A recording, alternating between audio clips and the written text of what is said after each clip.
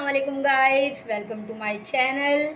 आज हम अपने चैनल पे आपको जो रेसिपी सिखा रहे हैं वो है कोफ्ता ग्रेवी, यानी कोफ्ते का सालन बनाना आज हम आपको सिखा रहे हैं। जिसके लिए हम जो हैं ये देखिए कोफ्ता बॉल्स हैं, ये मैं बना चुकी हूँ पहले। इसकी रेसिपी जो है मेरे चैनल पे है, आप जाके देख सकते हैं। और ये बना के मैंने डिफ्रीज़ कर दिए थे। आज मुझे ग्रेवी बनानी थी तो मैंने ये निकाल लिए हैं। अच्छा, इसके साथ ही मैं एक प्याज लूँगी जो कि मैं चॉप करके लाल करूँगी और उसको पीस लूँगी। इसके अलावा 2 टमाटर लूँगी, इसके अंदर मैं अदरक लहसुन 1 टेबल स्पून और ये थोड़ा सा गरम मसाला है साबित, जिसके अंदर ये चीज़ें शामिल हैं। इसके साथ ही 1 चम्मच जो है वो नमक लिया है मैंने, 1 टेबल स्पून जो है वो मिर्च है और 2 टेबल स्पून पिसा धनिया लिया है और हल्दी है हाफ़ टेबल स्पून और ये लास्ट में डालने के लिए गरम मसाला है पिसा हाफ़ टेबल स्पून। जी गाइस, तो जो है हम अब इसको स्टार्ट करते हैं। हमारे पास जो जितने भी मसाले थे वो हमने इस तरीके से पानी के अंदर इसको डिज़ोल्व कर लिया है। बाकी सिर्फ जो है पिसा गरम मसाला हमने इसमें छोड़ दिया है। इसके साथ ही जो हमारी प्याज थी वो हमने ब्राउन करके देखें पीस ली है, टमाटर भी पीस लिए हैं और थोड़ा सा दही भी हमने लिया है इसके अंदर। अच्छा, आलू जो है अगर आपको पसंद नहीं हो, नहीं डालना चाहते हैं तो आप इसको स्किप कर सकते हैं, वरना ये आलू इसमें डाल सकते हैं। मैं इसमें डाल रही हूँ, आलूओं के साथ बनाऊँगी कोफ्तों को। आपकी मर्ज़ी है, आप डालना चाहें तो डालें, नहीं डालना चाहें तो एज़ यू विश। गाइस देखिए, सबसे पहले जो है हमने ऑयल लिया है पैन के अंदर और इसके बाद हमने ये साबित गरम मसाला इसमें ऐड किया है। इसके साथ ही जो है हम इसके अंदर अदरक लहसुन जो है वो अपना ऐड करेंगे। ऐड करके इसको थोड़ी देर चलाएंगे और फिर इसके अंदर हम अपना जो भी मसाला है जो हमने पानी में डिज़ोल्व किया हुआ है वो इसमें हम डाल देंगे, ऐड कर देंगे।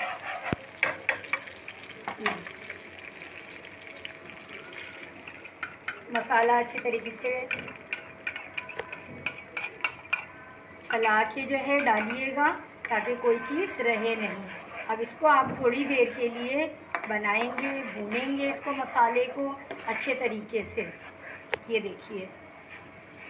अच्छा, इसी टाइम पे आप इसके अंदर जो है ये जो आपने टमाटर जो है वो पीस के रखे हैं हमने, वो हम इसमें ऐड कर देंगे। ये देखिए, अब हम इसको थोड़ी देर के लिए जो है वो भूनेंगे अच्छे तरीके से।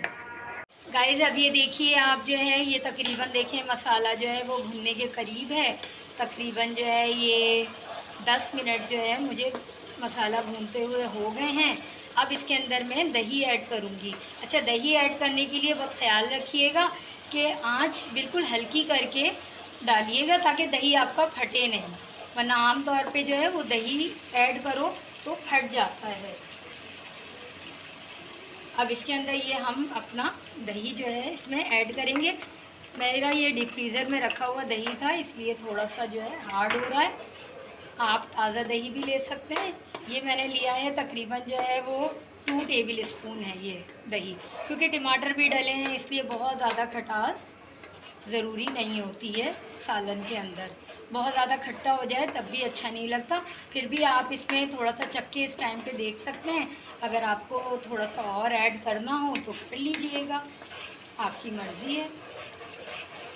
ये इस तरीके से अच्छी तरह जो है मज़ीद और भूनना है इसको खूब अच्छी तरीके से, ये कि ऑयल पूरे तरीके से इसका ऊपर आ जाना चाहिए। गाइस देखिए, अब ये तकरीबन भुनने के करीब मसाला जब है हमारा, तो अब इसके अंदर हम अपने कोफ्ते डालेंगे। अब ना मैंने कोफ्ते कोई फ्राई किए हैं, ना उसमें जो है वो तेल में ऑयल में डाल के अलग से कुछ काम नहीं किया है। मैं ऐसे ही अपने जो है वो देखिए कच्चे कोफ्ते इसके अंदर जो है आराम आराम से जो है वो इसमें डालूँगी। बहुत केयरफुली डालिएगा, एक के ऊपर एक कोफ्ता नहीं डालिएगा। इस अंदाज से डालें कि ये कोफ्ते जो है वो इजीली कुक हो सकें। थोड़ा खुले बर्तन में इसको आप बनाइएगा। अच्छा, अभी आपने चम्मच नहीं चलाना है, इसको टोटली जो है वो ढक के रख देंगे। अभी ये देखिए इस तरीके से इसको जो है आपने ढक देना है। तकरीबन जो है वो 3 मिनट 4 मिनट इसको इसी तरह ढका रहने दें। जी गाइस, ये देखिए 2-3 मिनट जो है ये पक चुका है। अब इसके अंदर जो है हम चम्मच चलाएंगे। देखिए बहुत केयरफुली पहले चलाइएगा चम्मच को। ये देखें कोई कोफ्ता मेरा टूट नहीं रहा है, ख़राब नहीं हो रहा है। ये देखें मैं आराम से इजीली इसको चम्मच से चला रही हूँ। ये इस तरीके से चला के आपने इसके अंदर ये जो हमने प्याज रखी है पीस के, ये आपने इसमें ऐड कर देनी है इस पॉइंट पे आके। और फिर आपने इसको अच्छी तरीके से भूनना है। केयरफुली करिएगा काम कि आपका कोफ्ते नहीं टूटने चाहिए, ऐसे करिएगा। इसमें कोफ्ते को ज़्यादा चम्मच नहीं लगे, कोशिश करिएगा। ये देखिए ये मैंने कर दिया है। इसमें चाहें तो इस पोजीशन पे आप हल्का सा पानी डाल के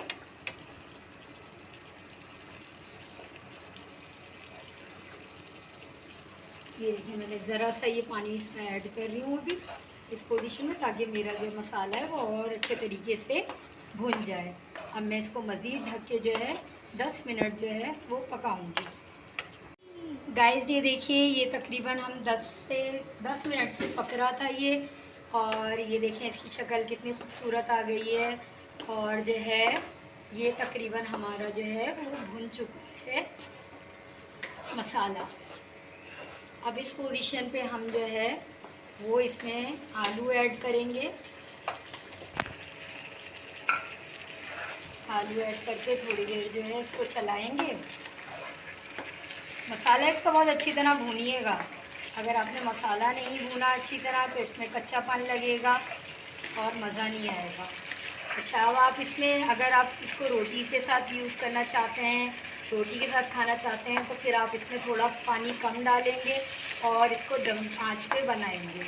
और अगर आप इसको चावल के साथ इस्तेमाल करना चाहते हैं तो थोड़ा सा पानी ज़्यादा डाल के इसको बनाएंगे। और जब तक ज़ाहिर पकाया जाएगा जब तक कि आलू गल नहीं जाए।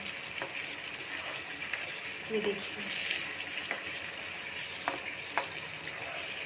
अब इस पोजीशन पे मैं 1 गिलास पानी जो है इसके अंदर ये ऐड करूँगी। क्योंकि जो है वो ये पक्केगा भी इसके अंदर। तकरीबन आधा गिलास पानी मैं और डालूँगी इसके अंदर, क्योंकि हम जो है इसको राइस के साथ खाएंगे। आपको अगर रोटी के साथ खाना हो तो ये इतना पानी काफ़ी है, ये इसी में पक जाएगा और ग्रेवी बहुत अच्छी गाढ़ी बन जाएगी।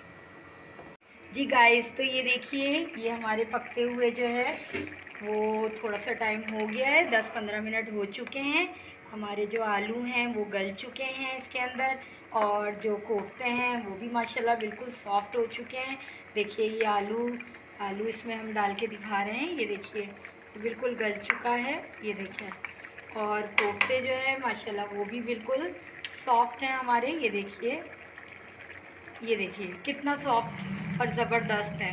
तो इसमें जो है आपने अब लास्ट में ये तकरीबन रेडी की होने वाला है। ये दरअसल मैं इसमें इतना पानी रख रही हूँ, शोरबा रख रही हूँ, क्योंकि मुझे चावल के साथ खाने हैं। अगर आपने जो है रोटी से खाने हैं तो थोड़ा सा इसको आप और जो है वो भून सकते हैं, खुश्क कर सकते हैं। अब इसमें मैंने थोड़ा सा जो है ये गरम मसाला जो है वो ऐड कर दिया, पिसा हुआ गरम मसाला, 2 हरी मिर्चें और थोड़ा सा अगर आपके पास हरा धनिया हो तो वो डाल के और इसको हम बिल्कुल दम पे छोड़ दें।